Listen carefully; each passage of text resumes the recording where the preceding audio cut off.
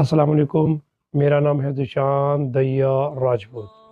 میری بہنوں اور میرے بھائیوں، قرآن نے بھی جادو کا ذکر کیا اور اس کا علاج بھی بتایا۔ اللہ کی یاد، اس کا کلام اور اس پر کامل بھروسہ۔ جب بندہ کہتا ہے حسبی اللہ لا الہ الا ہو، تو اس کی جادو کی زنجیریں کھلنے لگتی ہیں اور اس کے دل پر بندھی گرہیں کمزور پڑنے لگتی ہیں۔